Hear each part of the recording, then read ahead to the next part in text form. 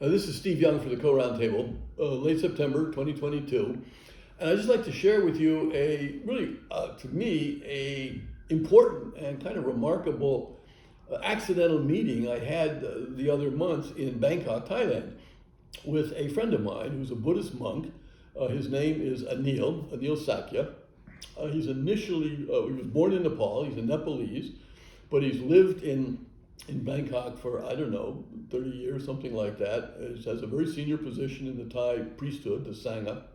He speaks excellent Thai, also Sanskrit, and he studied, some Proto-Indo-European language out of which Sanskrit arose.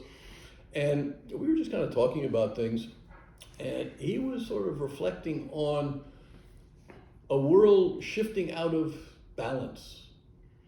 Particularly in our minds was, Putin's invasion of the Ukraine, the worry in Asia as to whether Xi Jinping and China will want to conquer Taiwan, imbalances in our environment, the human generation of gases that warm the atmosphere, global warming, climate change, imbalances between the elite, the upper 1% and 10%.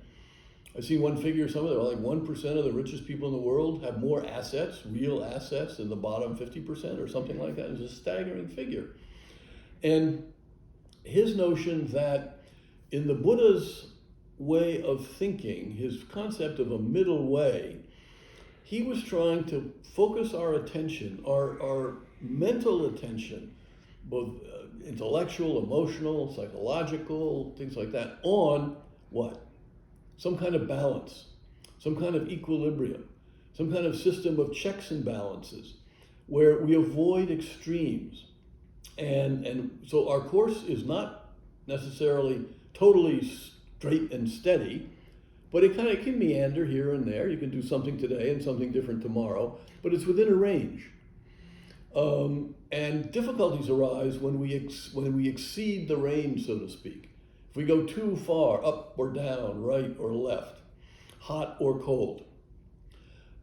Listening to Anil, I was immediately reminded of the Chinese doctrine of the mean, which has a similar sort of notion of seeking balance between various things. Not always right down the middle. That's not what we're talking about here. We're talking about what's appropriate in a circumstance that's not excessive for that circumstance. So what might be excessive to me today would be particularly appropriate tomorrow. Let's say if I'm in an automobile accident and I need to do something very quickly. I need to speed up very fast. Normally I wouldn't do that. Today I should not do that. I should follow the speed limit.